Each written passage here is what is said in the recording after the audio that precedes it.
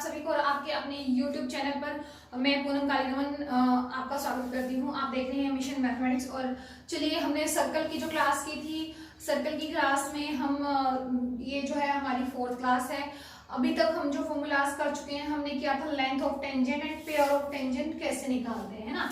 हमने क्या अभी तक किया है, हमने किया है कि अगर मेरे पास एक सर्कल है और सर्कल के ऊपर ये मेरे पास सर्कल है, सर्कल के ऊपर में ये कोई बाहर पॉइंट है, ये सर्कल है, सर्कल को मैं बोल सकती हूँ S1 है ना।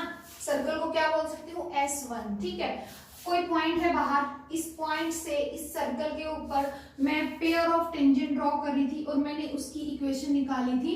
वहां तक हमने फॉर्मूलाज किए थे। आज हम उससे नेक्स्ट करने वाले हैं। इसका जो फॉर्मूला था वो क्या था, इसका जो फॉर्मूला था वो था आपका क्या, टी स्क्वायर है ना, T square S into S1। ठीक है, S बोलो इसको। और S1 क्या था, जो ये पॉइंट है X1 और Y1, ये पॉइंट अगर मेरे सर्कल की इक्वेशन थी क्या, x square plus Y square plus 2gx plus 2fy plus c is equal to 0।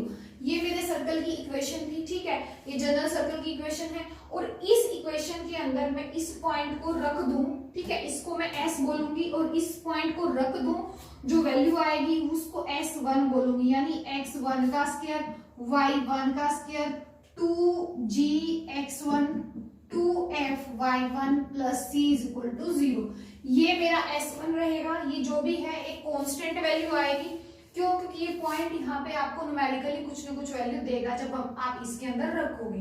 ठीक है, और अब हम बात कर रहे थे यहाँ पे S क्या है, ऑलरेडी यही जो इक्वेशन है सर्कल की, यही है S आपका। S की मल्टीप्लाई आप S1 के साथ करोगे। अब T क्या है, टी के बारे में आपको बताया था। आप टेंजेंट एट निकालते हो वो भी ऐसे ही निकालते हो, आप ये वाला टी निकालते हो ये भी ऐसे ही निकालते हो। अगर आपके पास ये आपके पास सर्कल की इक्वेशन है तो टी आपका कैसे निकलेगा, टी आप निकालते हो x इंटू x1। ठीक है, आप इसको अगर तोड़ना चाहो तो आप ऐसे लिख सकते, एक्स स्क्वायर था, एक्स स्क्वायर को आपने x इंटू x लिख दिया। एक x को तो आपको ऐसे ही रखना है, दूसरे x को आपको x1 रख देना है। आपको बस यही करना है। आपने इसको x1 रख दिया और इसको x ही रख लिया। फिर इस एक y को आपको y1 रख देना है और एक y ऐसे ही रख लेना है। आगे क्या था आपका 2gx था, तो 2gx को मैं क्या लिख सकती हूँ, g into x plus x लिख सकती हूँ ना। तो एक x को तो हमने क्या किया, x ही रख लिया और एक x को मैंने क्या कर दिया, वहां पे x1 रख लिया। ठीक है, इस तरह से आप काम करोगे यहाँ पे। ठीक है, ऐसे ही आपके पास आगे आ जाएगा f into x y plus y1 plus c is equal to 0। ये आएगी आपकी t की वैल्यू। तो आपको अगर पेयर ऑफ टेंजेंट की इक्वेशन निकालनी तो आपको ये चीज जो है कैलकुलेट करनी पड़ेगी। और ये हमने एक एग्जांपल भी लगाया था, तो ये हम डिस्कस कर चुके हैं। ठीक है, ये तो खाली मैं एक रिविजन के लिए आपको करवा रही थी। ठीक है, अब नेक्स्ट आपके पास क्या है, नेक्स्ट जो है, नेक्स्ट आपके पास क्या आने वाला है, नेक्स्ट जो है, नेक्स्ट है आपका डायरेक्टर सर्कल। नेक्स्ट आपका क्या है, डायरेक्टर सर्कल। डायरेक्टर सर्कल क्या होता है, डायरेक्टर सर्कल क्या होता है, डायरेक्टर सर्कल एक सर्कल ही है ना, सर्कल ही है। लेकिन कैसा सर्कल है, मान लो आपको ये सर्कल गिवन है। ठीक है, ये सर्कल आपको गिवन है। अब इस सर्कल पे आप टेंजेंट डाल रहे हो, ठीक है, और दूसरा भी टेंजेंट डाल रहे हो। अगर ये टेंजेंट 90 डिग्री पे जाके काटते हैं, ऐसे ऐसे बहुत सारे टेंजेंट हो सकते हैं, है ना, और भी टेंजेंट ऐसे हो सकते हैं जो एक दूसरे को कितने पे काटते हो, 90 डिग्री पे काटते हो। ठीक है, और यहाँ पे भी कोई टेंजेंट हो सकता है जो 90 डिग्री पे एक दूसरे को काटता हो। तो इस टेंजेंट, इन ये जो पॉइंट आ रहे हैं ना, ये ऐसे ही आएंगे, इसके चारों तरफ ही आएंगे। ठीक है, और आप क्या करोगे, इन पॉइंटों को अगर मिला दोगे तो एक नया सर्कल आएगा। उस सर्कल को क्या कहोगे आप, उस सर्कल को डायरेक्टर सर्कल बोलोगे। ठीक है, डायरेक्टर सर्कल आप समझ आ गया होगा। कोई सर्कल गिवन है, उस सर्कल पे जहां जहां आप टेंजेंट डाल रहे हो और दो टेंजेंट जहां 90 डिग्री पे जाके काटते हैं, उन सभी पॉइंटों का लोकस जो है उसको, उस पाथ को आप ज्वाइन कर दोगे तो आपका क्या बन जाएगा, डायरेक्टर सर्कल बन जाएगा। ठीक है, तो ये डायरेक्टर सर्कल की डेफिनेशन है। ठीक है, और अभी आपको क्या करना है, अभी आपको डायरेक्टर सर्कल का फॉर्मूला भी देख देते हैं कि फॉर्मूला आपका क्या आने वाला है। ठीक है, फॉर्मूला जो रहेगा आपका, अगर मैं बात करूं सर्कल की x square plus Y square is equal to a square, ये आपका जो है स्टैंडर्ड फॉर्म है, स्टैंडर्ड सर्कल है। इस सर्कल के लिए जो डायरेक्टर सर्कल रहेगा वो क्या रहेगा, x square plus Y square. देखो अभी आपका ये जो सर्कल आया था इसका सेंटर तो सेम ही था ना, सेंटर सेम था, किसमें चेंज होगा, रेडियस में चेंज होगा। बाहर वाले की रेडियस बड़ी आएगी और अंदर वाले की रेडियस छोटी आएगी, यानी जो ओरिजिनल है उसकी रेडियस छोटी रहेगी और जो आएगा आपका डायरेक्टर सर्कल उसकी रेडियस बड़ी आएगी, लेकिन कितनी बड़ी आएगी, 2 टाइम। ठीक है, बल्कि ये कहो कि √2 टाइम, अगर मैं इसको ऐसे लिखूं तो।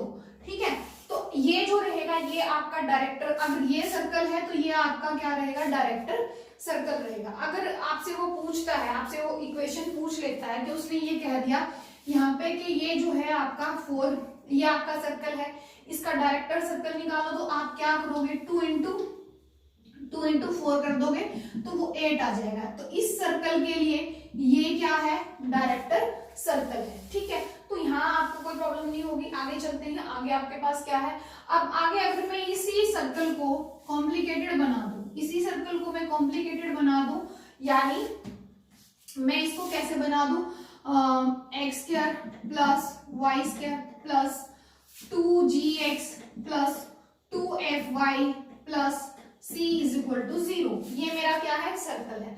अब आपको पता है ना इस सर्कल की फॉर्म, अगर मैं सेंटर देखती हूँ तो -g और -f है, इसका सेंटर क्या है, इसका सेंटर है -g और -f। ठीक है, तो इसको मैं कैसे लिख सकती हूँ, ये माइनस का g है तो प्लस हो जाएगा, क्योंकि x माइनस x1 का स्क्वायर, y माइनस y1 का square is equal to r का स्क्वायर। ये आप सर्कल की इक्वेशन रिप्रेजेंट करते हो। अगर सेंटर क्या है, x1 और y1। अब आपका सेंटर क्या है, -g और -f, सेंटर क्या है आपका, -g और -f। तो आप क्या करोगे, यहाँ पे आप x प्लस g का स्क्वायर, y प्लस f का स्क्वायर, इस फॉर्म में आप इसको रिप्रेजेंट कर लोगे।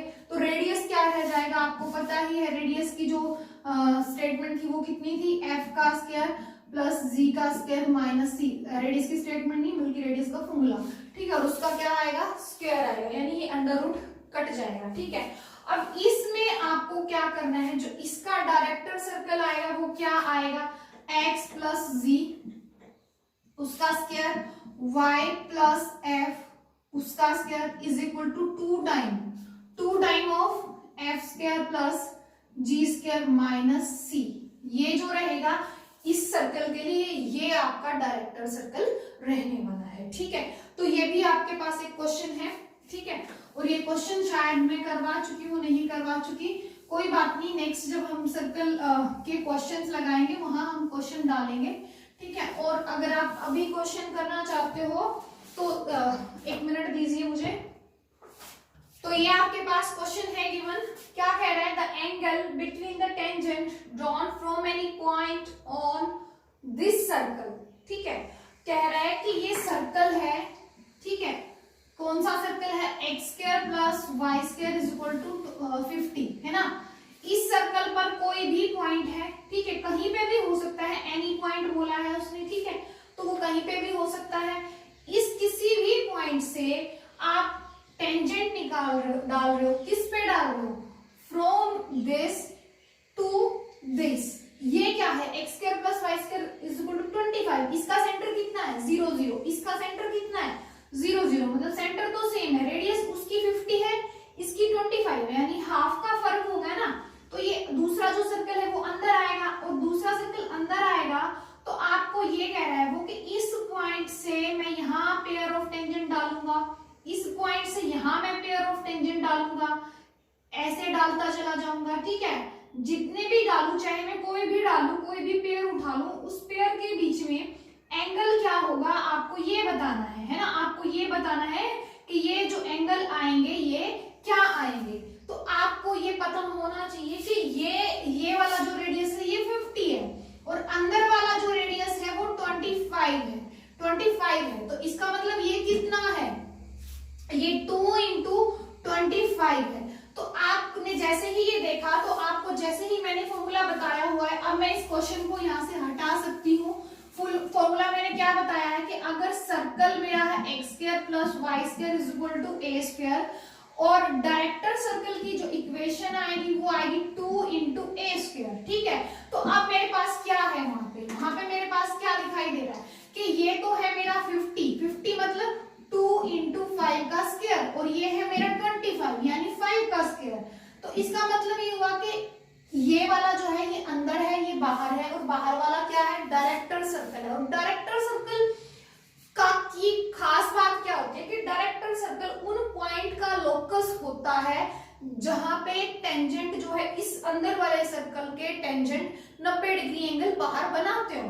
तो इसका मतलब यहाँ हर जो एंगल है वो कितने डिग्री का है, हर एंगल कितने डिग्री का है, 90 डिग्री का है। ठीक है, तो आपको यहाँ पे सोचने की ज्यादा जरूरत नहीं पड़ेगी। अगर आपने फॉर्मूला देखा है, कंसेप्ट आपको आता है, तो इसका जो आंसर रहेगा वो रहेगा 90 डिग्री। ठीक है, तो हमने एक क्वेश्चन भी लगा लिया। आगे देखते हैं हमारे पास आगे जो नेक्स्ट है, नेक्स्ट आपका क्या रहेगा। नेक्स्ट है आपका कोड of contact of two tangent drawn from P.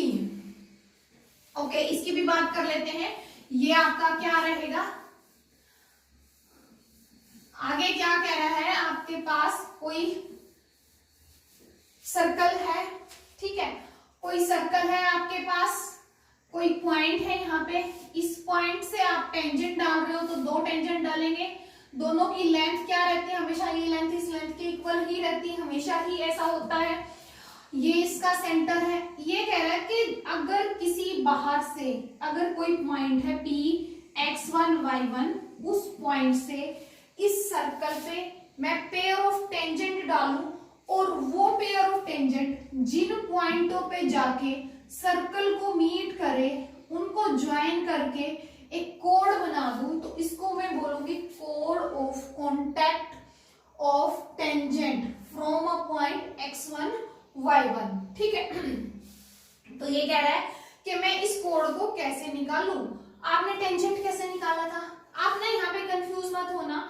Tangent निकालने का तरीका क्या था आपका, अगर सर्कल आपका था x square plus Y square is equal to a square, tangent कैसे निकालते थे, x into x1 y into y1 is equal to a square, है ना।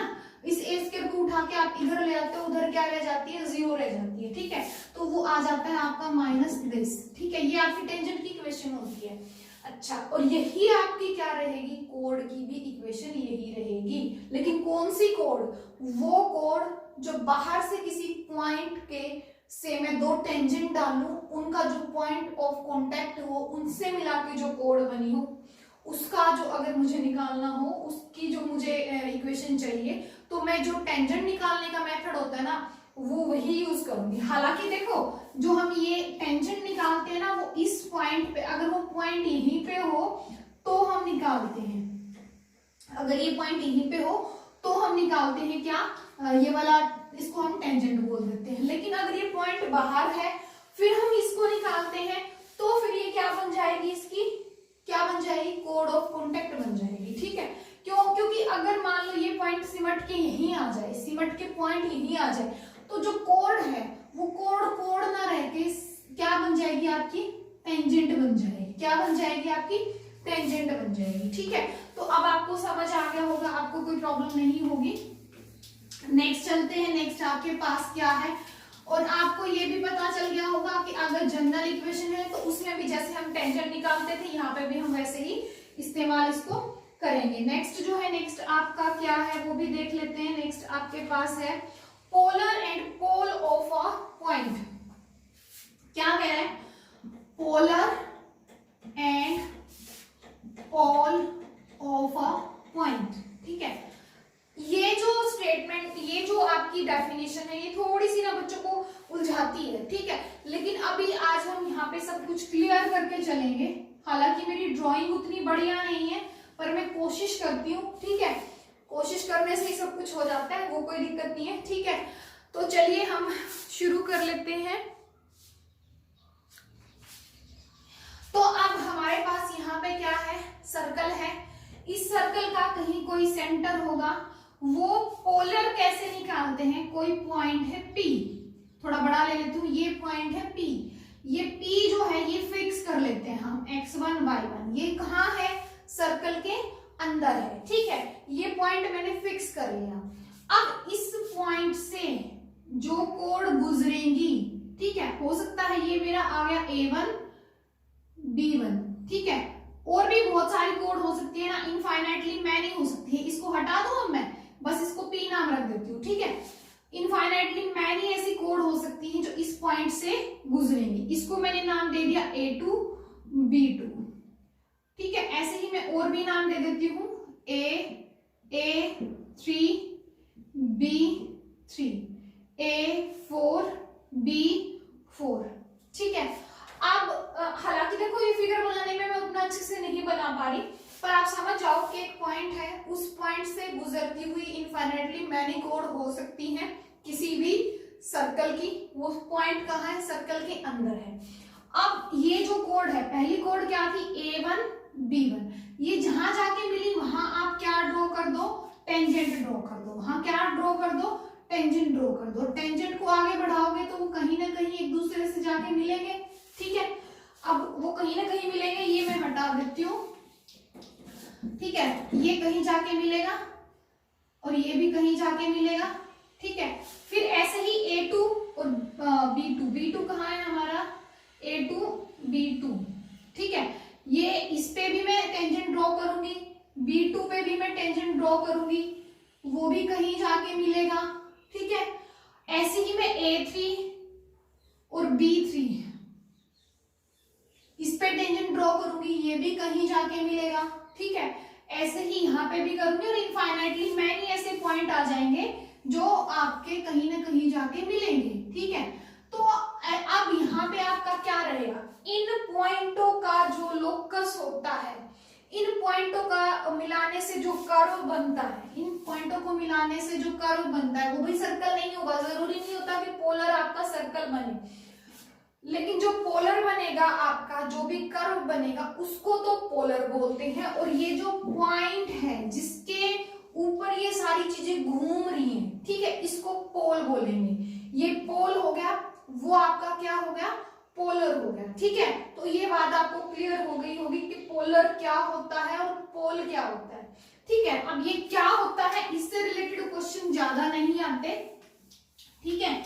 अगर बाई चांस आपसे पूछ ही ले तो वो आपको यही पूछेगा कि पोल क्या होता है। तो पोल एक फिक्स्ड पॉइंट होता है जिससे जो है आपकी कोड जो है सर्कल के ऊपर वो बनती है, और उन कोड का जो पॉइंट ऑफ कांटेक्ट होता है विद द सर्कल, उनके ऊपर आप क्या ड्रॉ करते हो, टेंजेंट ड्रॉ करते हो।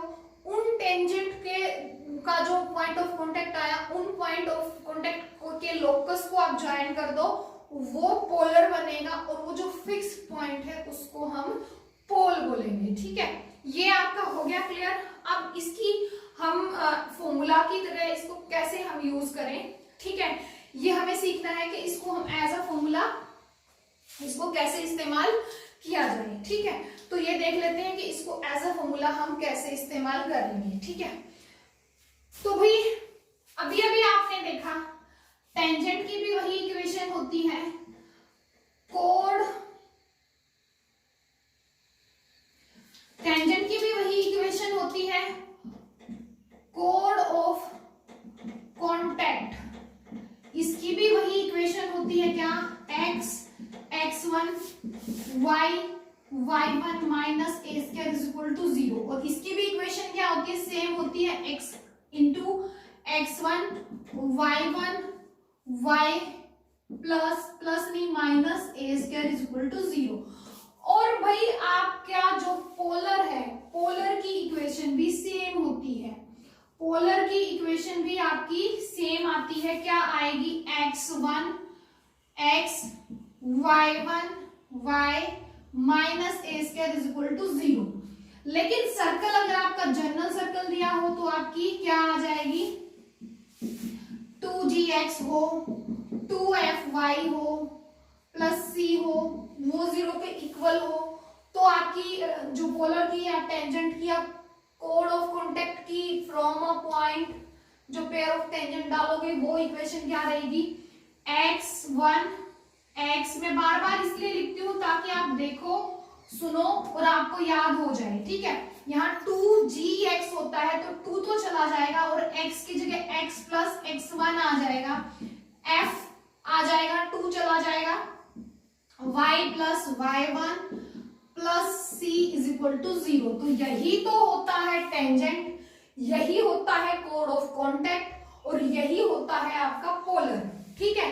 और ऐसे ही आपने देखा होगा, आपने क्या देखा होगा कि आप कॉमन टेंजेंट निकालते हो, क्या निकालते हो, कॉमन टेंजेंट, है ना। ये सर्कल था, ये सर्कल था, इसमें आपने ये जो मिलाया था ये कॉमन टेंजेंट था और इस कॉमन टेंजेंट की जो आपकी इक्वेशन थी वो क्या थी, s, ये अगर सर्कल मेरा S1 है, ये सर्कल मेरा S2 है, तो S1 माइनस S2 जो होगा वो मेरी क्या आती है, वो मेरी आती है कॉमन कोड, ठीक है, वो क्या आती है मेरी कॉमन कोड। और ऐसे ही अगर मैं देखती हूं तो मेरी और भी कुछ रिजल्ट था जो सेम रहता है, वो क्या था आपका रेडिकल एक्सिस, ठीक है। रेडिकल एक्सिस मैंने अभी कराई या नहीं कराई, देख लेती हूँ, मैंने पिछले फॉर्मूलाज में बता दिया आपको या नहीं बताया।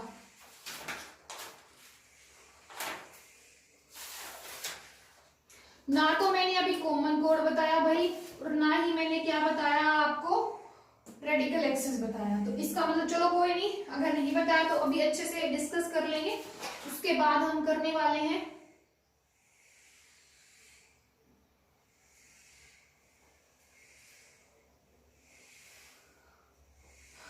ठीक है। तो अब हम कॉमन कोड को भी बहुत अच्छे से डिस्कस करेंगे और उसके बाद हम आगे बढ़ेंगे, ठीक है। अभी हम आराम से अपना करेंगे क्योंकि हमें अभी कोई जल्दी नहीं है, ये हमारा ऐसा टॉपिक है जो बहुत इंपॉर्टेंट रहता है। अच्छा भाई एक और आपका पॉइंट है, आपको पीडीएफ में वो मिल जाएगा, आपको टेंशन लेने की जरूरत नहीं है, पीडीएफ आपको मिलेगा, जो भी मैं करवा रही हूँ आपको पीडीएफ में सब मिलेगा। तो अभी आप सिर्फ पढ़ो और समझो, ठीक है। तो नेक्स्ट जो पॉइंट है वो ये कह रहा है कि आप इक्वेशन ऑफ कोड निकालो, आप क्या निकालो, इक्वेशन ऑफ कोड निकालो। कैसी कोड है, कोड है which have mid point x1 y1, ठीक है, to the circle x square plus Y square is equal to a square, ठीक है। अब आपको कोड निकालनी है, कोड की इक्वेशन निकालनी है और कोड का आपको क्या गिवन है, मिड पॉइंट गिवन है। असल में ये सर्कल है ये वाला, ठीक है। अच्छा आपको इसको देखते ही ये तो पता ही चल गया कि इसका जो सेंटर है वो है 0 0 0 0 और रेडियस क्या है आपका a। अच्छा अब हम बात कर रहे हैं क्या कि कोई कोड है उसका मुझे कुछ नहीं पता, मुझे मिड पॉइंट पता है कि मिड पॉइंट उसका क्या है x1 y1, x1 y1 ये इसका मिड पॉइंट है। तो आपको इस कोड की इक्वेशन निकालनी है, ठीक है। तो कोड की इक्वेशन का तरीका है कि आप t निकालो और s1 के इक्वल रख दो, t निकालो और s1 के इक्वल रख दो। s1 क्या आएगा, t तो मुझे पता चल गया होगा t को देखते ही कि x into x1 y into y1 minus a square. s1 क्या आएगा, s1 आएगा, ये पॉइंट रख दो इसी सर्कल में, क्या आएगा x1 का स्क्वायर दिखाई देगा बोर्ड पे आपको, y1 का स्क्वायर और माइनस a स्क्वायर, ठीक है। थोड़ा टेढ़ा लिख देती हूँ, ठीक है। a स्क्वायर से a स्क्वायर आपका कट जाएगा, ठीक है। आपका क्या बचेगा यहाँ पे, ये हटा दो, फिगर हटा दो, तो जो आपका बचेगा वो आपका क्या बचेगा, x into x1 y into y1, ये a स्क्वायर से a स्क्वायर कट चुका है, वो आ गया आपका क्या माइनस x1 का स्क्वायर माइनस y1 का स्क्वायर, और ये जो आया आपका ये कांस्टेंट वैल्यू आएगी क्योंकि पॉइंट रखने के बाद हम ये बात कर रहे हैं, ठीक है। अच्छा तो अब हम यहाँ पे बात कर रहे थे, ये क्या आई है, एक लीनियर इक्वेशन आई है। देखो x में और y में, x में और y में ये लीनियर इक्वेशन आई है जहां पे x1 जो है वो कोफिशिएंट है x का, y1 जो है वो कोफिशिएंट कोएफिशिएंट है y का, और ये जो बच गई आपकी x1 का स्क्वायर प्लस y1 का स्क्वायर, ये जो रहा ये आपकी आ गई कांस्टेंट टर्म। तो ये एक ऐसी इक्वेशन है जो कोड को रिप्रेजेंट करती है, और उस कोड का जो मिड पॉइंट है वो x1 y1 है, और वो कोड किस पे है, इस गिवन सर्कल पे है। तो यहां से आपको ये फॉर्मूला भी क्लियर हो गया होगा कि ये आपका क्या फॉर्मूला था, और इसके रिलेटेड अगर कोई क्वेश्चन है तो वो मैं देख लेती हूँ।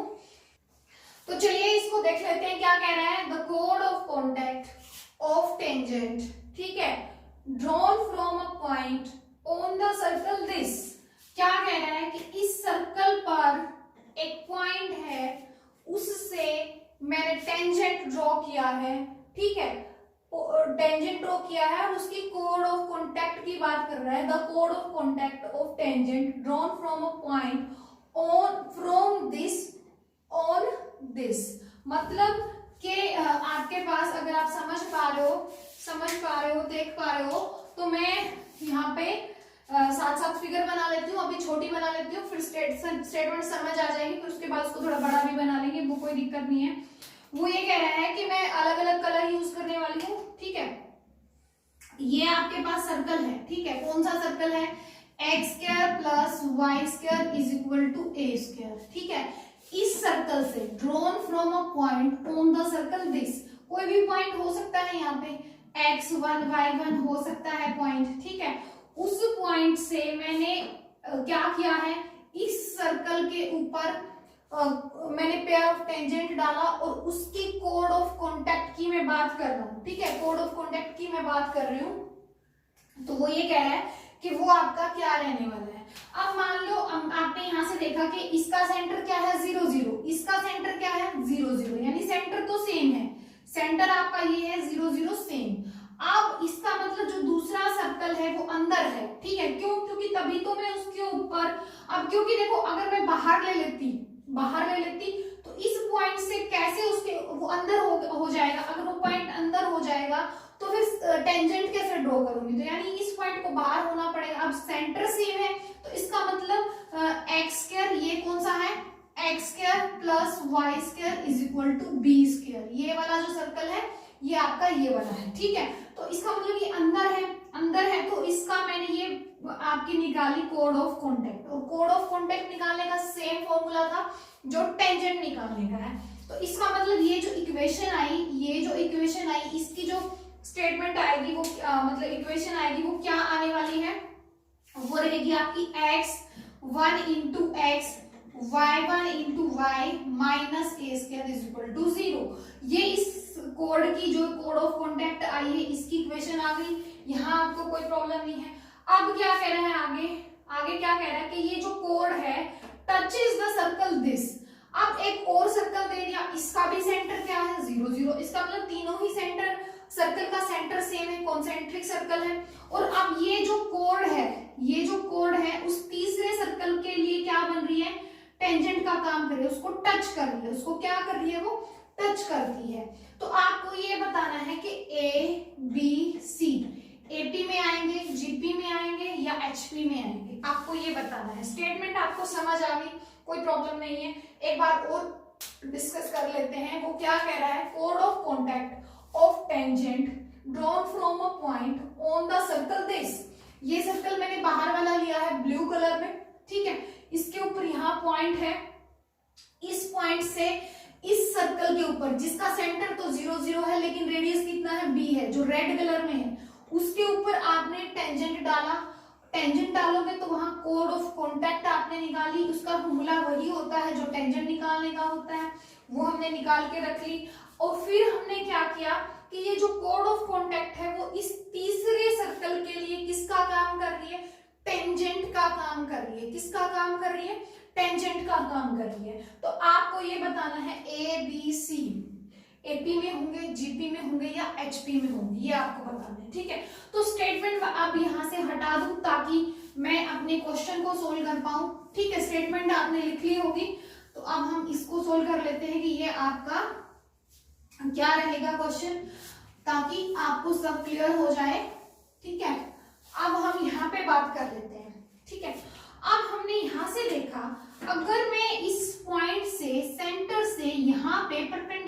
निकाल दो, परपेंडिकुलर डिस्टेंस निकाल डालो इस पे, तो वो इस रेडियस, इसका अंदर वाले का रेडियस कितना था c, इस अंदर वाले का रेडियस कितना था c था, c कितना आएगा आपका, ये सर्कल क्या था x square plus Y square is equal to c square, ये था ना। तो इसका सेंटर क्या था आपका 0 0 और रेडियस क्या था आपका c, और ये लाइन खुद क्या है, खुद क्या है ये x1 x y1 y minus a square is equal to 0, line क्या है आपकी x1 x y1 y minus a square is equal to 0, ठीक है।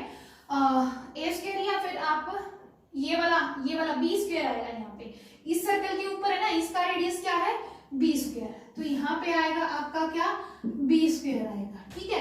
तो ये आपको क्लियर हो गया। अब हम क्या करेंगे, इस पॉइंट से ये परपेंडिकुलर डिस्टेंस निकाल लूं और उसको c के इक्वल रख दूं, देखते हैं क्या होगा। पॉइंट, ये तो लाइन की इक्वेशन आ गई, इस लाइन से मेरा जो सेंटर है वो क्या है 0 0, तो परपेंडिकुलर डिस्टेंस कितनी आनी चाहिए c आनी चाहिए, 0 0 से इसकी परपेंडिकुलर डिस्टेंस निकालने का फॉर्मूला क्या है, x1 की जगह क्या रखोगे 0, 0 into x 0 into y minus b square, y में क्या लोगे x1 का स्क्वायर y1 का स्क्वायर, और उधर क्या आएगा वो किसके इक्वल आना चाहिए, c के इक्वल आना चाहिए, किसके इक्वल आना चाहिए c के इक्वल आना चाहिए। तो अब हम बात करना चाह रहे हैं x square plus Y square, ये पॉइंट x1 y1 किस पे था, बाहर वाले सर्कल के ऊपर लाई करता था, यानी इस सर्कल पे लाई करता था, और इस सर्कल पे लाई करता था, तो इसका मतलब x1 रखूंगी मैं इसमें और y1 रखूंगी, तो ये इसको सेटिस्फाई करेगा। तो x1 का स्क्वायर प्लस y1 का स्क्वायर किसके इक्वल आएगा, a के स्क्वायर के इक्वल आएगा। तो यहाँ से मैं इसकी जगह पे क्या लिख सकती हूँ, इसकी जगह पे क्या लिख सकती हूँ, मैं लिख सकती हूँ यहाँ पे a स्क्वायर, ठीक है। ये जो है ये आपका 0 0 है, तो ये क्या आ गया आपका, यहाँ से आप ऊपर आ गया आपका, ये विद इन मोड होता है, ठीक है, ऊपर आ गया आपका, नेगेटिव खत्म हो जाएगा मोड की वजह से, नीचे क्या आ गया आपका a आ गया, उधर कौन आ गया c आ गया, तो b square is equal to a into c, ये आपके पास आ गया। तो अब आपको ये बताना था कि ये AP में है या GP में है, आपको ये बताना था। तो अब मेरा काम हो चुका है और आपको ये भी पता चल चुका है कि ये AP में है या GP में है। आपको पता है ये किस में है, किस में होता है ऐसा, जब GP में हो, जब A B C GP series में हो तो आपका क्या होता है B का स्क्वायर किसके इक्वल आता है A इंटू सी, और अगर AP में हो तो क्या आता है 2 टाइम ऑफ B इक्वल आता है A प्लस C। तो आपको यहाँ से पता चल गया कि अगर B स्क्वायर इक्वल आ रहा है A C के, तो इसका मतलब A B C किसके अंदर है, आपके GP सीरीज के अंदर है, ठीक है। नेक्स्ट चलते हैं, नेक्स्ट आपके पास क्या है, नेक्स्ट हमने ना शुरुआत में एक चीज डिस्कस की थी कि अगर ये आपका सर्कल है, अगर ये आपका सर्कल है, यहाँ पे आप पैरेलल कोड्स को लेते हो, पैरेलल कोड्स को आपने ले लिया, ठीक है, और इन पैरेलल कोड्स का अगर आप क्या करते हो, मिड पॉइंट निकालते हो, आपने निकाल लिया, इसका मिड पॉइंट है M1 M2, ये मिड पॉइंट आपने निकाल लिए, इनको अगर आप ज्वाइन करते हो तो ये क्या आएगा, ये क्या आएगा, अगर मैं पैरेलल कोड्स के मिड पॉइंट को ज्वाइन कर दूं तो जो आएगा वो डायमीटर आएगा, और डायमीटर हमेशा किससे पास करता है, सेंटर से पास करता है। डायमीटर हमेशा किससे पास करेगा, सेंटर से पास करेगा। तो अभी हम यहाँ पे एक क्वेश्चन डिस्कस करने वाले हैं, क्वेश्चन कह लो या फिर फॉर्मूला की तरह यूज कर लो उसको। वो ये कह रहा है कि आपके पास सर्कल है क्या, x square plus Y square is equal to a square, ठीक है। इस सर्कल की जो कह रहा है कि कोड्स हैं, ठीक है, कोड क्या है, y is equal to M X plus C, y is equal to M X plus C, ठीक है। अब ये क्या कह रहा है कि अगर ये फैमिली ऑफ कोड्स को रिप्रेजेंट करती है, कैसी फैमिली, पैरेलल कोड्स की फैमिली को। पैरेलल कोड्स में क्या होता है, आपको पता है दो लाइनें पैरेलल कब होती है, ये एक लाइन है, मान लो ये एक लाइन है, ये दोनों लाइनें पैरेलल कब होंगी, जब ये क्या हो, y is equal to M X plus C 1 और ये क्या हो, y is equal to M X plus C 2, मतलब कि इनका जो स्लोप है वो हमेशा इक्वल रहेगा, कांस्टेंट चेंज हो जाएगा, तो वो पैरेलल आएंगी सारी लाइनें। तो ये एक ऐसी फैमिली है जहां पे m जो है वो चेंज नहीं होगा, m हो गया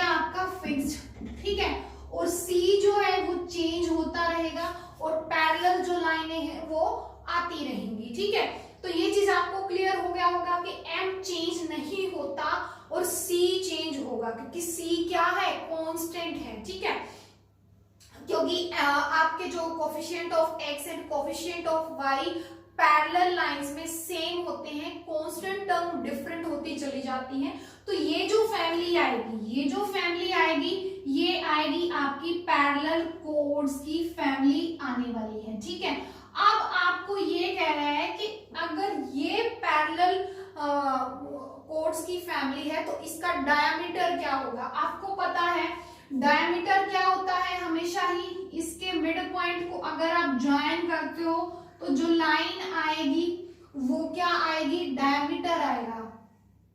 और ये जो लाइन रहेगी इन पैरेलल जो लाइनें हैं इनके ऊपर क्या रहेगी, इनके मिड पॉइंट को आप सभी के मिड पॉइंट को ज्वाइन करोगे तो ये परपेंडिकुलर रहेगी। कैसी रहेगी, परपेंडिकुलर रहेगी। मतलब अगर ये है y is equal to mx plus 2 और ये है y is equal to mx plus 3, तो ये पैरेलल लाइनें हैं। जो ये डायमीटर आया ये इस लाइन के ऊपर क्या रहेगा, परपेंडिकुलर रहेगा। और परपेंडिकुलर रहने का मतलब क्या हुआ, अगर इसका स्लोप m है, अगर इसका स्लोप m है तो इसका स्लोप उल्टा आएगा नेगेटिव, ठीक है, -1/m आएगा। क्या आएगा, -1/m, क्योंकि जब लाइनें जो है वो आपस में परपेंडिकुलर होती है तो उनका जो स्लोप होता है उसका जो प्रोडक्ट होता है वो -1 आता है। अगर इसका मतलब एक का स्लोप a है, दूसरी का स्लोप b है, तो एक a जो है वो -1/b के ही इक्वल आएगा। मतलब वो नेगेटिव और उल्टा रेसिप्रोकल हो जाएंगे, ठीक है। तो अब कोड्स का जो स्लोप है वो m है, तो इस डायमीटर का स्लोप क्या आएगा, y is equal to -1/mx। Plus में कोई कांस्टेंट k हो सकता है ना, प्लस में कोई कांस्टेंट k अगर मैं ले लूं तो कोई नुकसान नहीं है, ठीक है।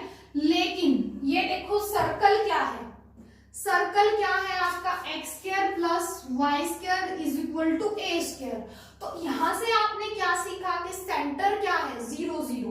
तो इसका मतलब ये जो डायमीटर है ये किससे पास करेगा, सेंटर से पास करेगा। और सेंटर क्या है, 0 0। तो इसका मतलब ये 0 0 इसमें रखूं तो सेटिस्फाई करेगा। जैसे ही x को 0 रखा, y को 0 रखा, k की वैल्यू आएगी, क्या आएगी, 0 आएगी। तो इसका मतलब ये जो रहेगी ये आपकी किसकी इक्वेशन रह गई, डायमीटर की इक्वेशन रह गई। तो आप इसको एज अ शॉर्टकट यूज करोगे अपने क्वेश्चंस में। ये एक कोई फॉर्मूला नहीं था, ये एक शॉर्टकट की तरह है कि अगर उसको आपका डायमीटर निकालना दे दे और वो कोड पैरेलल कोड्स की फैमिली दे दे, y is equal to mx plus c। अगर ये आपके पास फैमिली ऑफ कोड्स गिवन है जिसकी जो है m स्लोप है, c कोई कांस्टेंट है, तो इस कोड्स के मिड पॉइंट को ज्वाइन करने वाले डायमीटर की इक्वेशन क्या आएगी, y is equal to -1/x आएगी। टू द सर्कल, सर्कल क्या रहेगा, x² plus y² is equal to a²। यानी सर्कल क्या होना चाहिए आपका, सर्कल आपका 0 0 से पास करता होना चाहिए। तो एज अ शॉर्टकट आप इसको इस्तेमाल कर सकते हो। नेक्स्ट चलते हैं, नेक्स्ट आपके पास क्या फॉर्मूला है, कॉमन कोड की मैं बीच में बात कर रही थी कि कॉमन कोड क्या होती है, ठीक है। मुझे लगा था मैंने पिछली क्लास में आपको करा दिया पर नहीं कराया, ठीक है। तो उसको भी डिस्कस कर लेते हैं कि आपकी जो कॉमन कोड है वो क्या रहने वाली है। आपको पता है ये सर्कल है S1, दूसरा सर्कल है क्या S2। ये जो होगी दोनों की कॉमन कोड है, ये ऐसी कोड है PQ, ठीक है, जो इस सर्कल में भी लगती है, जो इस सर्कल में भी लगती है। मान लो इसका सेंटर है C1, इसका सेंटर है C2, तो ये कॉमन कोड निकालने का, PQ निकालने का एक तो आसान सा तरीका है S1 माइनस S2 कर दो। पहले सर्कल की इक्वेशन में से दूसरे सर्कल की इक्वेशन को माइनस कर दो, जो बच जाएगा वो कॉमन कोड बच जाएगी, ठीक है। ये तो हो गया आपका अगर आपको सर्कल की इक्वेशन गिवन हो, ठीक है। अगर आपको सर्कल की इक्वेशन ना गिवन हो, ठीक है, तो आप कैसे इसको निकालोगे। आप इसको ऐसा निकाल सकते हो कि आपने यहां से परपेंडिकुलर डाला, ठीक है, यहां से आप परपेंडिकुलर डालोगे, हालांकि देखो ये यहां पे भी मिलेगा, ठीक है क्योंकि वहां से भी आप डालोगे वो भी 90 आएगा, यहां से डालोगे वो भी 90 आएगा, तो ये एक ही लाइन आएगी। अच्छा चलो वो तो कोई बात नहीं। अब मुझे तो इसको निकालना है m, अगर मैं इसको नाम दे दूं तो pm को निकाल लूं, ये हाफ हाफ काटती है हमेशा ही। ये 2-3 रिजल्ट होते हैं जो आप 9th में करते हो कि अगर ये सर्कल है, ये कोड है, अगर सेंटर से मैं यहाँ पे 90 डिग्री काटता हूँ, अगर ये 8 है तो 4 इधर रह जाएगा, 4 इधर रह जाएगा। ये सामने वाली कोड को कैसे काटता है, बाइसेक्ट करता है, ठीक है।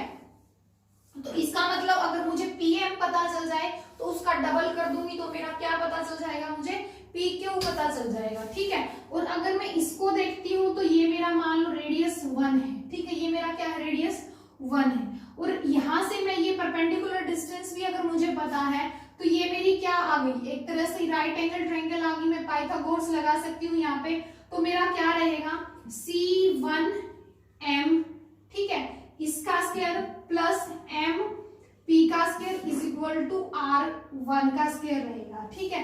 तो यहां से जो आएगा मेरे को तो mp चाहिए ना, तो mp मुझे निकालना है, तो c1 माइनस mp को उधर दूसरी तरफ ले जाऊं, m स्क्वायर को उधर ले जाऊं, ठीक है, और विद इन अंडर रूट ले लूं, ठीक है। तो ये मैं क्या निकाल सकती हूँ, यहाँ से मैंने mp की लेंथ निकाल ली और इसका डबल कर दूंगी तो वो मेरी पी क्यू की लेंथ आ जाएगी। ये भी तरीका रहेगा, कुछ न्यूमेरिकल में हम इसको भी इस्तेमाल करेंगे, ठीक है। नेक्स्ट चलते हैं, नेक्स्ट आपके पास क्या है, और उसके बाद हम बात कर लेते हैं कि अगर ये कॉमन कोड की हम बात कर रहे थे ना, अगर ये कॉमन कोड छोटी हो जाए का मतलब क्या हुआ कि सर्कल काट तो रहे हैं लेकिन बहुत थोड़े से हिस्से को काट रहे हैं, ये कॉमन कोड आ गई, ठीक है। और ये अगर और छोटी हो जाए, ठीक है, और छोटी हो जाए तो ये हम ऐसे लेंगे। लेकिन अगर ये सिर्फ 0 पे सिमट जाए, अगर ये लेंथ छोटी होके 0 पे सिमट जाए तो जो कॉमन कोड थी वो क्या बन जाएगी, एक तरह से टेंजेंट का काम करेगी। यानी अगर मुझे कॉमन, जहां पे दो सर्कल एक दूसरे को टच करते हैं और मुझे वो कॉमन टेंजेंट निकालना है, तो वो जो कॉमन टेंजेंट आएगा उसका भी सेम फॉर्मूला रहेगा S1 माइनस S2, उसका भी क्या रहेगा, आपका सेम ही फॉर्मूला रहेगा, क्या, S1 इंटू S2। तो वो जो रहेगी आपकी लाइन की इक्वेशन रहेगी, वो लाइन की इक्वेशन रहेगी। लेकिन अगर मुझे ये कोड की लेंथ निकालनी है तो फिर मैं पाइथागोरस वाला जो फॉर्मूला है उसका इस्तेमाल करूंगी, ठीक है। तो ये कुछ था, आगे चलते हैं। आगे आपके पास क्या फॉर्मूला है, ऑर्थोगोनल सर्कल कौन से होते हैं, ठीक है। ऑर्थोगोनल से ही आप समझते हो, ऑर्थोगोनल का मीनिंग ही क्या होता है, परपेंडिकुलर को ही हम क्या बोलते हैं, ऑर्थोगोनल बोलते हैं, ठीक है। तो ऑर्थोगोनल सर्कल क्या होते हैं, ये कह रहा है कि ऑर्थोगोनल सर्कल आपके क्या होते हैं, ठीक है। ऑर्थोगोनल सर्कल वो सर्कल होते हैं जहां पे कॉमन पॉइंट, ये ऐसा पॉइंट है P जो इस सर्कल पे भी है, इस सर्कल पे भी, इस कॉमन पॉइंट पे मैं टेंजेंट ड्रॉ करूं, ये मैंने इस बड़े सर्कल S1 पे टेंजेंट ड्रॉ कर दिया। अब मैं इस S2 पे भी टेंजेंट ड्रॉ करूं, ये मैंने इस S2 पे, छोटे वाले पे भी टेंजेंट ड्रॉ कर दिया। अगर ये टेंजेंट 90 डिग्री पे काटेंगे तो मैं ये बोलूंगी कि ये दोनों सर्कल एक दूसरे के ऑर्थोगोनल सर्कल हैं, या एक दूसरे को ऑर्थोगोनली काटते हैं या कट करते हैं, ठीक है। ऑर्थोगोनल की डेफिनेशन आपको समझ आ गई। If we have two circles and the point of the common point of intersection, at the common point of intersection the tangent अगर हम ड्रॉ करते हैं एंड वो एंगल अगर है, वो एंगल अगर 90 डिग्री एंगल बनाता है तो वो हम क्या बोलेंगे कि जो सर्कल है वो एक दूसरे को ऑर्थोगोनली कट करते हैं। और कंडीशन ऑफ ऑर्थोगोनैलिटी जो थी वो मैंने जो इससे पहले वाली जो क्वेश्चंस लगाए थे उसमें मैंने क्वेश्चन डाल दिया था, वहां पे मैंने डिस्कस भी की थी। एक बार और देख लो कि कंडीशन क्या रहेगी, ठीक है। Condition of orthogonality, condition of orthogonality क्या रहेगी आपकी, कंडीशन क्या थी आपकी, 2 into G1 G2 plus 2 into F1 F2 is equal to C1 plus C2। ये जो थी आपकी, ये क्या थी, कंडीशन ऑफ ऑर्थोगोनैलिटी थी। ठीक है, तो ये आपको पीडीएफ में मिलेगी, वहां आप देख लेना, कोई दिक्कत आपको नहीं होने वाली है। जहां G1 और G2 F1 और F2 दो सर्कल को रिप्रेजेंट कर रहे हैं, उनकी जनरल इक्वेशन में ही आपको मिलेंगे और C1 और C2 भी आपको वहीं पे मिलेंगे। ठीक है, तो ये जो कंडीशन है ये कंडीशन ऑफ ऑर्थोगोनैलिटी होती है। आगे चलते हैं रेडिकल एक्सिस पे। आगे किस पे चलते हैं? रेडिकल एक्सिस पे। देखो आपने डायरेक्टर सर्कल कर लिया क्या होता है, आपने पोलर एंड पोल को देख लिया क्या होता है। अब हमारी बारी आ गई रेडिकल एक्सिस की। रेडिकल एक्सिस में क्या कह रहा है कि दो सर्कल हैं, ठीक है, उन दोनों सर्कल पे किसी बाहरी पॉइंट से मैं टेंजेंट ड्रॉ कर रहा हूं, पेयर ऑफ टेंजेंट ड्रॉ कर रही हूँ। ठीक है, यहाँ पे भी करूंगी, इस पे भी करूंगी। अगर ये लेंथ, मान लो ये लेंथ मेरी आई है, मैं इस लेंथ को स्मॉल एल बोल रही हूँ। ठीक है, ये स्मॉल एल आएगी तो ये इधर वाली भी स्मॉल एल ही आएगी। अगर ये भी एल और एल आ जाए, मतलब कि ऐसा पॉइंट है, उस पॉइंट से मैं जैसे ही इस सर्कल पे और इस सर्कल पे पेयर ऑफ टेंजेंट डालती हूँ तो दोनों सर्कल के लिए जो टेंजेंट की लेंथ है वो सेम आती है। तो ऐसे पॉइंट का जब मैं लोकस लूंगी ना, तो ऐसे पॉइंट का जो लोकस आएगा वो आपका एक लाइन आएगी, मतलब वो लोकस एक लाइन को रिप्रेजेंट करेगी। मतलब यहाँ कोई पॉइंट होगा, अगर मैं यहाँ से यहाँ पे टेंजेंट डाल रही हूँ और इसकी लेंथ है मेरी, मान लो मैंने मान लिया कि स्मॉल एस है, स्मॉल एस है तो ये भी स्मॉल एस होगी, तो उधर भी क्या होगी, मेरी स्मॉल एस ही आएगी। ये पॉइंट इस तरह से मूव कर रहा है। ठीक है, इसको अगर लोकस को मैं ज्वाइन कर दूं तो जो मेरा ये लाइन आएगी, इस लाइन को हम क्या बोलेंगे, रेडिकल एक्सिस बोलेंगे। देखो हमने क्या किया, मैं एक बार दोबारा से बात करना चाहती हूँ, दोबारा से हम बात करना चाहती हूँ मैं कि हमने तीन चीजें की। एक तो हमने की कॉमन टेंजेंट की बात, हमने कॉमन टेंजेंट की बात की। ये हम कॉमन टेंजेंट की जो इक्वेशन है, सॉरी कॉमन कोड की, कॉमन टेंजेंट नहीं कॉमन कोड की।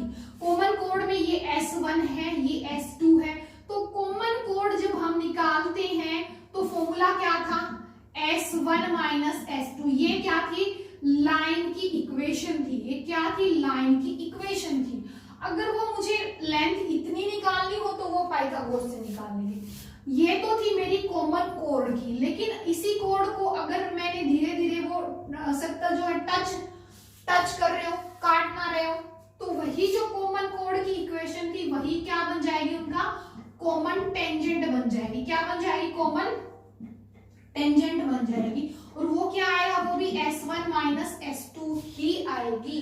और अब वो ये कह रहा है, तीसरी जो बात कह रहा है, तीसरी बात वो ये कह रहा है कि ये एक सर्कल है, दूसरा ये सर्कल है। ठीक है, ये दोनों एक दूसरे को ना टच कर रहे हैं ना काट रहे हैं, यानी ना तो कॉमन कोड है ना कॉमन टेंजेंट है। कॉमन टेंजेंट हालांकि होंगे इस पे, लेकिन ये कौन सा कॉमन टेंजेंट होता है, ये आप इसको बोलते हो ट्रांसवर्स कॉमन टेंजेंट, है ना। एक बार मैं देख भी लेती हूँ ताकि मैं नहीं चाहती आपको गलत बता दूं। हाँ, ट्रांसवर्स कॉमन टेंजेंट बोलते हैं इसको। तो इसके बीच में कॉमन टेंजेंट तो आ जाएंगे, देखो ये यहाँ आएंगे, कॉमन टेंजेंट आएंगे, इसको बोलते हैं डायरेक्ट टेंजेंट। ठीक है, और ये जो होता है कॉमन टेंजेंट, इसको बोलते हैं ट्रांसवर्स टेंजेंट। ठीक है, तो इसके बीच में कोई भी ट्रांसवर्स टेंजेंट तो आएगा नहीं। ठीक है, अगर ट्रांसवर्स टेंजेंट तो इसके बीच में जो रहेगा, यहाँ कॉमन कोड थी, यहाँ कॉमन टेंजेंट आ गया, तो यहाँ क्या आया, यहाँ जो आया वो रेडिकल एक्सिस आ गई। क्या आ गई, रेडिकल एक्सिस आ गई। ठीक है, इसका क्या फॉर्मूला है, सेम फॉर्मूला है S1 माइनस S2। ठीक है, तो ये जो रहेगा आपका, तीनों चीजें मैंने इसलिए रिप्रेजेंट की है ताकि आपको कोई कंफ्यूजन ना हो। ठीक है, एक ही फॉर्मूला है सभी के लिए। आगे चलते हैं, आगे आपके पास क्या है, the equation of common code. अच्छा, ये हम बता चुकी हूँ मैं, रिमार्क मैंने लिखा हुआ है नोट्स में, वहां पे भी आपको मिलेगा। आगे क्या कह रहा है, आगे बोल रहा है, क्या कह रहा है, एक सर्कल है, इस सर्कल की कोई इक्वेशन होगी, वो x माइनस x1 का स्क्वायर, y माइनस y1 का square is equal to r square. इस टाइप से भी हो सकती है, नहीं तो जनरल इक्वेशन आप जो लिखते हो वो भी लिख सकते हो। और एक लाइन है, ठीक है, वो लाइन क्या हो सकती है आपकी, ax plus by plus c, ये लाइन हो सकती है। वो ये कह रहा है कि आपको एक ऐसे सर्कल की इक्वेशन निकालनी है जो सर्कल इस पॉइंट ऑफ कांटेक्ट से पास करता हो, ठीक है, यानी वो सर्कल ऐसा हो कि जहां पे ये लाइन इस सर्कल को टच करे, वो सर्कल जो नया सर्कल है, ये न्यू सर्कल आएगा, ये गिवन सर्कल होगा आपका, ये गिवन है, ये भी आपको गिवन है, और आपको ये निकालना है। तो इसके निकालने का जो तरीका रहेगा वो क्या रहेगा, सर्कल को आप क्या रिप्रेजेंट कर देते हो, एस से रिप्रेजेंट कर देते हो, और इस आर को उठा के इधर ले आते हो, ठीक है। सर्कल को मैंने जो गिवन था उसको एस बोल दिया, और ये लाइन जो थी इसको एल बोल दिया, इसको मैंने क्या बोल दिया, ये लाइन को मैंने एल बोल दिया। तो lambda into L is equal to 0। तो ये जो सर्कल आएगा, ये नया सर्कल आएगा, ये आपके इस सर्कल को रिप्रेजेंट करेगा, ठीक है।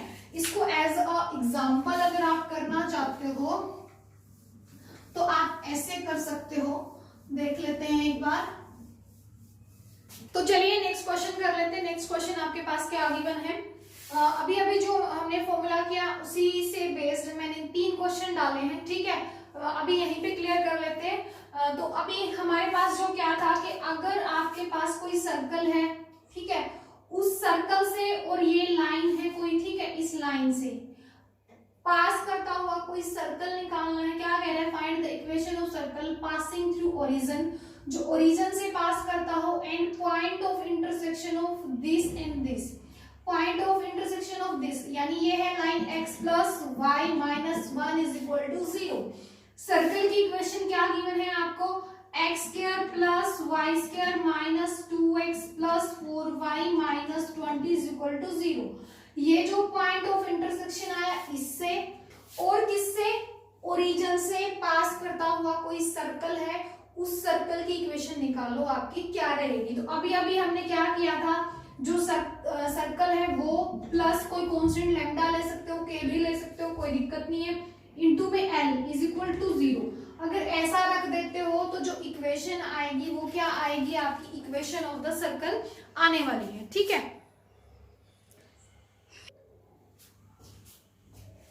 तो ये आपकी इक्वेशन ऑफ द सर्कल रहने वाली है, क्या, s plus lambda l is equal to 0। तो अब आपके पास s क्या है, अब s आपने ये लिख लिया, लाइन आपने लिख ली, और वो जो सर्कल है वो किससे पास करेगा, 0 0 से पास करेगा। अब मैं ये स्टेटमेंट हटा दूं ताकि आपको क्वेश्चन में कर पाऊं। स्टेटमेंट आपको समझ आ गई होगी कि स्टेटमेंट आपकी क्या है, ठीक है।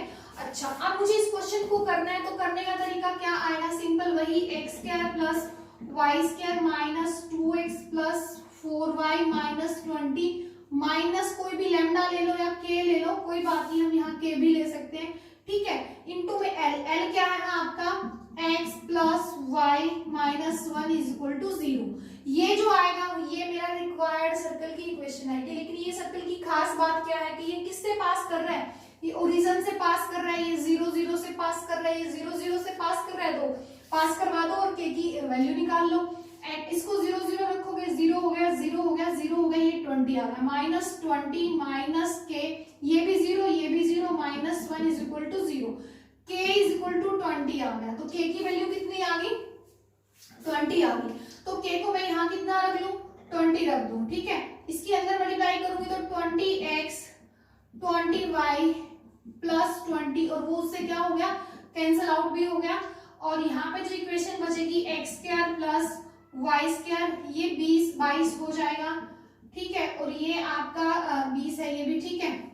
ये आप करोगे तो ये आपका रहेगा माइनस का 16y, और ये आपकी जो इक्वेशन रहेगी ये रिक्वायर्ड सर्कल की इक्वेशन है, जो इस लाइन को और इस सर्कल के पॉइंट ऑफ इंटरसेक्शन को या टचिंग पॉइंट को टच करता है, और किससे पास करता है, ओरिजिन से भी पास करता है। तो ये आप क्वेश्चन कर चुके हो। एक और क्वेश्चन मैंने लगा रखा है, हालांकि वो फॉर्मूला मैंने अभी नहीं बताया, अभी बता देते हैं। अभी तो हमने बात की थी क्या, कि एक ऐसे सर्कल की इक्वेशन निकालो जो एक सर्कल से और एक लाइन के टचिंग पॉइंट से और कोई गिवन पॉइंट है उससे पास करता हो। अभी हम क्या करेंगे, हमें करना है क्या, equation of circle passing through this point and point of common, points of common to the circle this and this. भाई दो सर्कल दे देगा, ठीक है, उनका कॉमन पॉइंट क्या है, ये और ये, इसी को कई बार वो कॉमन पॉइंट बोल देगा, कई बार वो इसको क्या बोल देगा, कॉमन कोड भी बोल देगा, ठीक है। तो वो इन दोनों पॉइंटों से पास करती हो और इस तीसरे पॉइंट से पास करती हूँ, ऐसे सर्कल की इक्वेशन निकालो। तो यही सेम फॉर्मूला रहेगा S1, वहां पे क्या था, लाइन थी, यहाँ पे दूसरा सर्कल आ गया, K इंटू S2 कह लो या लैम्डा इंटू S2 कह लो, दोनों एक ही बात है। और ये फॉर्मूला मैंने पीडीएफ में नहीं लिखा है भाई, ये आप लिख लेना, ठीक है, ये ध्यान नहीं रहा तो ये पीडीएफ में नहीं लिखा, तो ये भी क्वेश्चन आपका बनता है। तो अब हम यहाँ पे बात कर लेते हैं, हमारे पास पहला सर्कल क्या गिवन है, पहला सर्कल ये है, दूसरा सर्कल ये है। सर्कल में दूसरे सर्कल को k के साथ मल्टीप्लाई करके और लिख दो, क्या आएगा आपके पास, X square plus Y square minus 6x plus 8y minus 16 plus के डाल लो, लेमडा डाल लो, कोई दिक्कत नहीं है, x square plus Y square plus 4x minus 2y minus 8। ये जो इक्वेशन आएगी ये रिक्वायर्ड सर्कल की इक्वेशन आएगी। और अब इसकी खास बात क्या है कि ये 1 और 3 से पास करता है, 1 और माइनस 3 से पास करता है।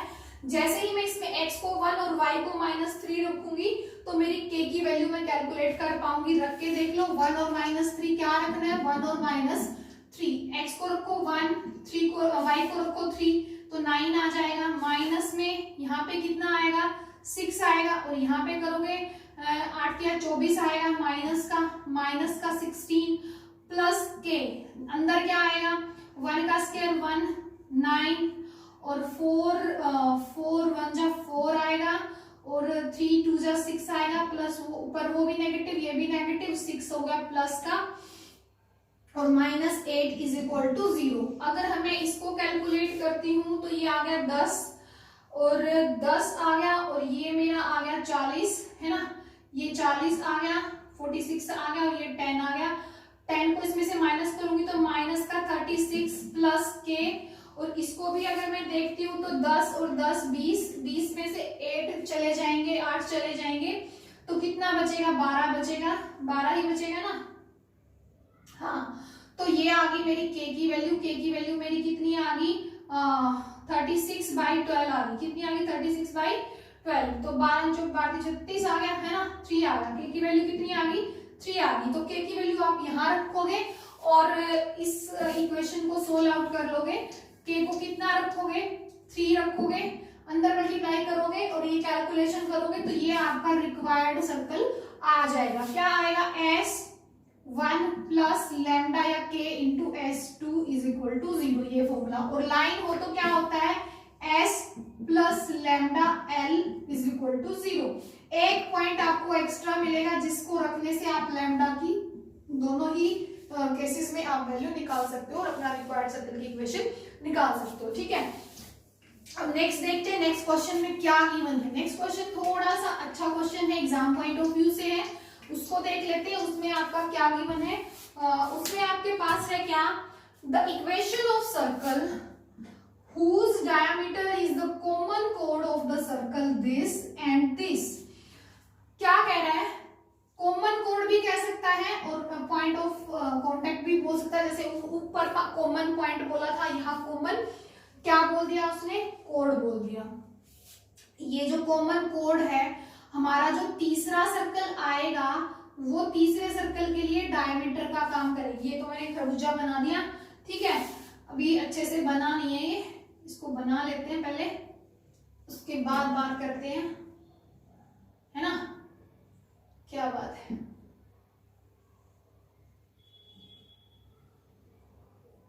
इसको कहते हैं भंडा मचाना, ठीक है।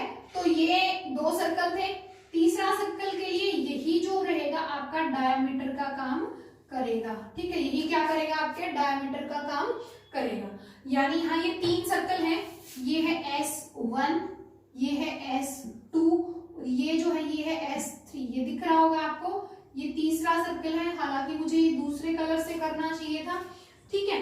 तो ये जो है आपका, ये तीसरा जो है, ये आपका तीसरा सर्कल रहेगा, ये वाला, ठीक है, बीच वाला।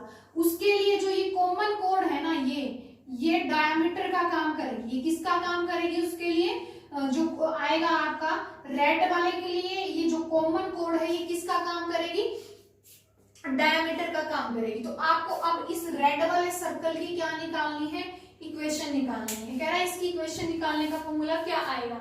मुझे फिगर की जरूरत नहीं है, मुझे कैलकुलेशन करनी है, ठीक है। तो हम उसी पे काम करेंगे, आगे चलते हैं। उसके बाद आपको पता है कि कॉमन कोड की बात करें, ये एक सर्कल है, ये एक सर्कल है, दोनों की कॉमन कोड को कैसे निकालते हैं आप, S1 में से S2 को घटा दो, जो बचेगी वो क्या बचेगी आपकी, वो आपकी कॉमन कोड बच जाएगी, है ना, वो कॉमन कोड होगी। अगर मैं इस सर्कल में से इस सर्कल को घटा देती हूँ तो मेरी जो कॉमन कोड बचेगी वो बचेगी मेरी 2i + 1 = 0। ये मेरी क्या बचेगी, कॉमन कोड बचेगी। इसको मैं लिख लेती हूँ कि ये मेरी कॉमन कोड की इक्वेशन क्या आ गई, कॉमन कोड मेरी क्या आ गई, 2i + 1 = 0। ये मैंने लिख के रख लिया।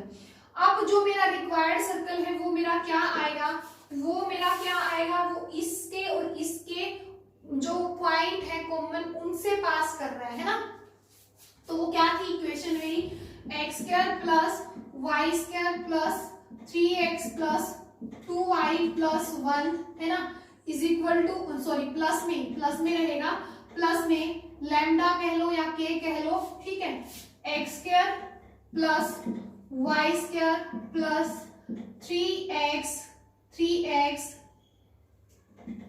3x + 4y + 2, ये जो रहेगा ये मेरा रिक्वायर्ड सर्कल रहने वाला है। इसको मैं अगर इकट्ठा करना चाहती हूँ तो मैं इसको क्या लिख सकती हूँ, इसको लिख सकती हूँ मैं x वाली x² वाली टर्म इकट्ठा लिख लूँ और y² वाली टर्म इकट्ठा लिख लूँ और x वाली इकट्ठा लिख लूँ, तो ये रहेगा मेरा 1 + k x², 1 + k y², 3 यहाँ 3 है और यहाँ k × 3 है, 3 + 3k, बाहर क्या रहेगा x और क्या रहेगा 2 और उधर क्या रहेगा 4k, y और क्या रहेगा मेरे पास, इधर रहेगा 1 और उधर रहेगा मेरा क्या 2k। ये जो रही ये मेरी रिक्वायर्ड इक्वेशन आ गई, है ना, ये मेरी क्या आ गई, रिक्वायर्ड इक्वेशन आ गई सर्कल की, ठीक है। अब इसको ही मुझे जरूरत नहीं है, इसको मैं हटा सकती हूँ, ठीक है। अब मेरे पास जो रहा वो क्या रह गया, मैंने यहां से देखा कि भाई जो मेरा सर्कल आ रहा है, ठीक है, इसका सेंटर क्या है, क्या सेंटर है इसका। अब आपने देखा था कि कॉमन कोड थी, कॉमन कोड क्या है, ये लाइन है, कॉमन कोड क्या है, ये लाइन है, 2y + 1 = 0। और इसका जो डायमीटर है वो इस सर्कल के लिए डायमीटर का काम करेगा। तो यहाँ पे जो सेंटर है, यहाँ पे जो सेंटर है, सेंटर मेरा क्या रहेगा, इसका जो सेंटर रहेगा, जो वो रेड सर्कल था उसका जो सेंटर रहेगा वो क्या रहेगा, -g और -f होता है। तो यहाँ से अगर आप देखते हो तो पहले तो आप इसको डिवाइड करोगे, जैसे ही आप हर टर्म को इससे डिवाइड करोगे तो इसके नीचे क्या चला जाएगा 1 + k, इसके नीचे भी क्या चला जाएगा 1 + k और इसके नीचे भी क्या आ जाएगा 1 + k। तो यहाँ से जो इक्वेशन है आपकी ठीक हो जाएगी, आपकी जो इक्वेशन है वो ऐसे बन जाएगी x² + y², ये x का कोफिशिएंट आ गया, ये y का कोफिशिएंट आ गया और ये कॉमन आ गया, सॉरी कांस्टेंट आ गया। अब जो सर्कल का जो सेंटर रहेगा वो रहेगा क्या, सर्कल का जो सेंटर रहेगा वो रहेगा आपका -3 + 3k y में 1 + k, ये तो x कोऑर्डिनेट रहेगा और y कोऑर्डिनेट क्या रहेगा आपका -2 + 4k y में 1 + k, ये सेंटर रहेगा। और ये क्या है, ये डायमीटर है, ये अगर डायमीटर है 2y + 1 = 0 और ये सेंटर है, तो सेंटर कहीं ना कहीं इसी डायमीटर पे लाई करेगा। तो इसका मतलब ये हुआ कि यहाँ से जो y कोऑर्डिनेट है, y कोऑर्डिनेट यहाँ से क्या निकल रहा है आपका -1/2, तो -1/2, इसका मतलब जो ये y कोऑर्डिनेट है ये कितना है -1/2। तो मैं यहाँ पे क्या करूंगी, जो y का कोऑर्डिनेट है वो कितना है -2 + 4k 1 + k = उसको क्या रख दूंगी मैं -1/2 रख दूंगी। इसको अगर कैलकुलेट करेंगे, इसको नहीं हटाती, इसकी जरूरत पड़ेगी लास्ट में। इसको अगर कैलकुलेट करेंगे तो ये कितना आ जाएगा माइनस ये सबसे बाहर थी तो माइनस से माइनस कट गई, ठीक है, और ये 2 क्रॉस मल्टीप्लाई कर दो, ठीक है, तो ये आ जाएगा आपका 4 + 8k = 1 + k। k को इधर लेके आओगे 7k, उधर लेके जाओगे 3 आ जाएगा माइनस का, तो k की वैल्यू आ गई -3/7। और आपको ये k की वैल्यू ही चाहिए थी। k की वैल्यू आप जाके यहाँ रख दोगे, यहाँ रख दोगे और आप कैलकुलेशन कर लोगे तो आपका आंसर आ जाएगा। ठीक है, तो ये जो तरीका है ये सेकंड क्वेश्चन को करने का। अब तरीका लगेगा आपको क्या कि भाई बहुत लेंथी हो गया, और मैम तो कहती थी कि शॉर्टकट कराएंगी। ठीक है, लेकिन मैंने ये भी बोला था हर क्वेश्चन का शॉर्टकट नहीं होता। कुछ क्वेश्चन ऐसे होते हैं, 60 में से 15 क्वेश्चन तो ऐसे होते हैं जो आपको लॉन्ग मेथड से ही जाना पड़ेगा। नेक्स्ट जो है, नेक्स्ट मैंने एक फॉर्मूला आपको नहीं कराया, हालांकि मैंने एक क्वेश्चन लगा दिया था, उस क्वेश्चन में मैंने ये करवाया था। अगर आप कोई सर्कल लेते हो, ठीक है, और इस सर्कल के अंदर ये जो है ये है आपका क्या, y इंटरसेप्ट, और यहां से लेकर यहां तक ये क्या है आपका x इंटरसेप्ट। ये x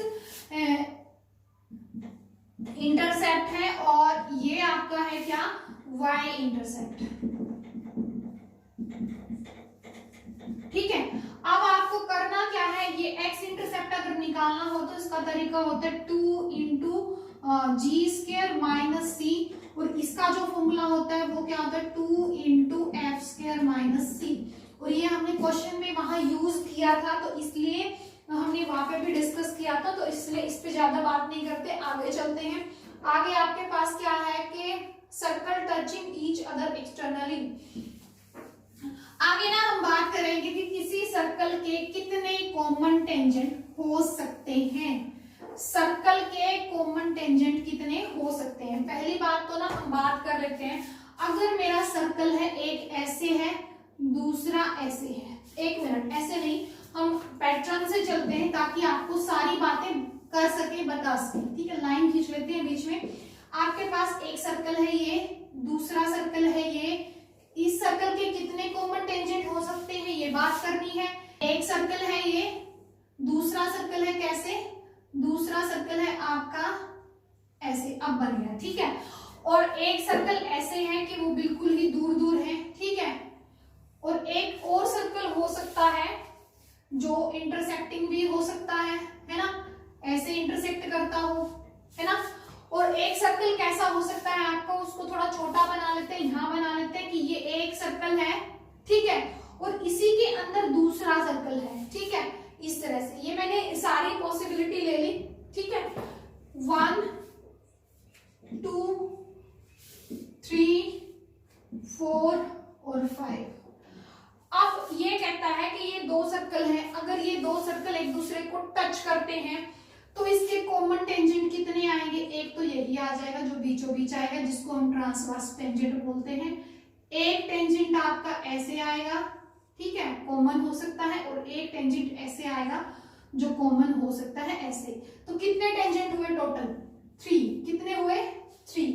अच्छा, इसके कितने हो सकते हैं, एक तो ऐसे हो सकते हैं जो आर पार जाएंगे, एक ऐसे हो सकता है ये, ठीक है, और कैसे हो सकता है ऐसे। ठीक है, ये कितने आए, 4 आए, कितने आए 4। ठीक है, 2 अंदर जो क्रॉस कर रहे हैं और 2 बाहर। इसका कितना हो सकता है, एक ही हो सकता है कॉमन टेंजेंट। ठीक है, इसका कितना हुआ 1। ठीक है, इसका कितना हो सकता है 1। ठीक है, और इसके कितने कॉमन टेंजेंट हो सकते हैं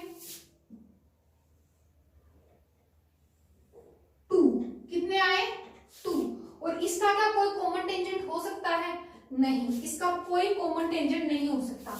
इसको मैं यहां नहीं बना रही, इसको यहां मैंने यहां इसको ड्रॉ कर लिया। ठीक है, ये इसके अंदर है।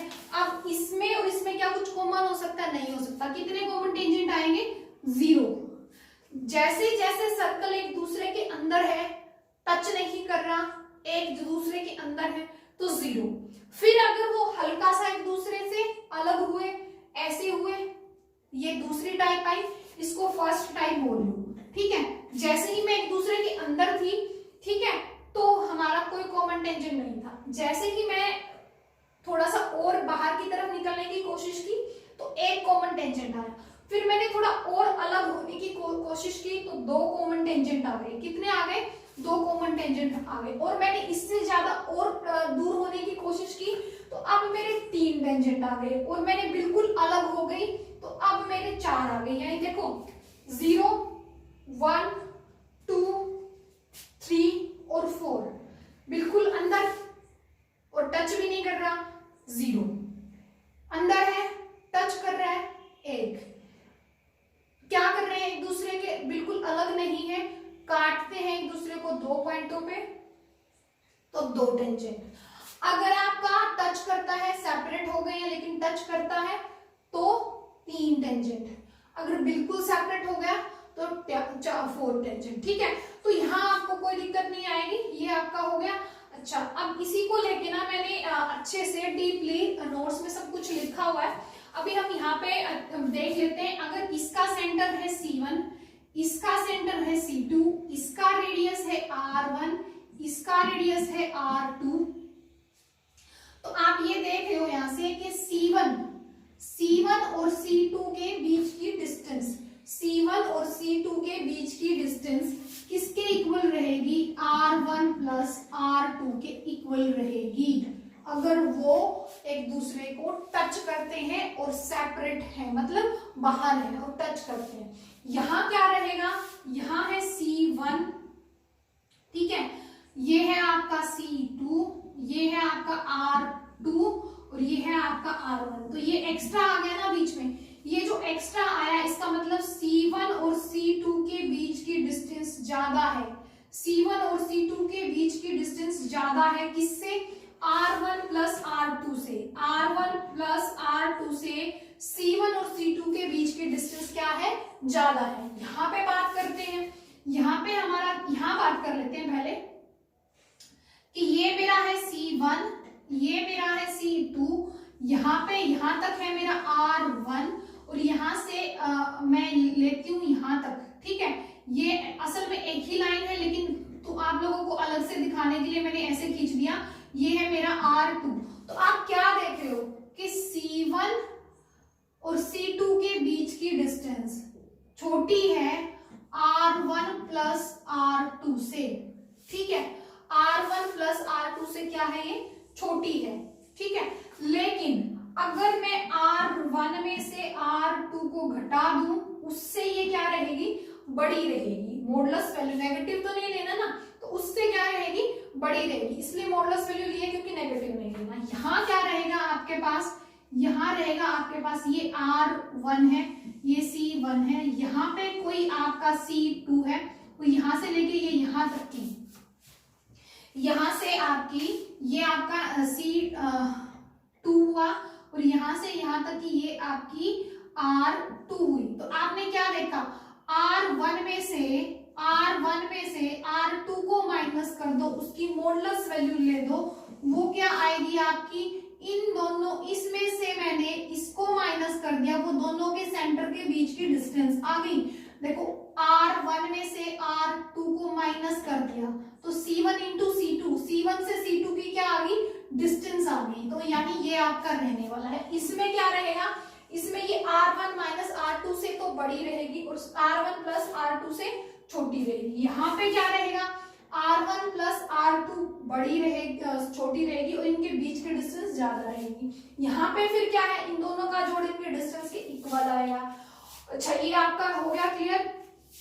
और यहाँ पे तो आपका बिल्कुल ही खतरनाक वाला काम होने वाला है कि ये जो C1 और C2 के बीच की डिस्टेंस है वो R1 और R2 से भी छोटी आएगी, उनके डिफरेंस से भी क्या आएगी? छोटी आएगी, ठीक है। ये नोट्स में बड़े अच्छे से आपको डिस्कस किया हुआ है, कोई दिक्कत नहीं है, आपको आराम से वहां पे मिल जाएगा और आप ये बता पाओगे कि कितने कॉमन टेंजेंट आ सकते हैं। वो कई बार पूछ लेता है कि भाई इन 2 सर्कल हैं, इन 2 सर्कलों के जो कॉमन टेंजेंट है वो कितने आएंगे? 1 आएगा, 2 आएगा, 3 आएगा, 4 आएगा। वो 2 सर्कल की इक्वेशन दे देगा आपको, वहां से क्या पता चल जाएगा? 2 सर्कल की इक्वेशन है, दोनों का सेंटर पता चल जाएगा, दोनों का रेडियस पता चल जाएगा।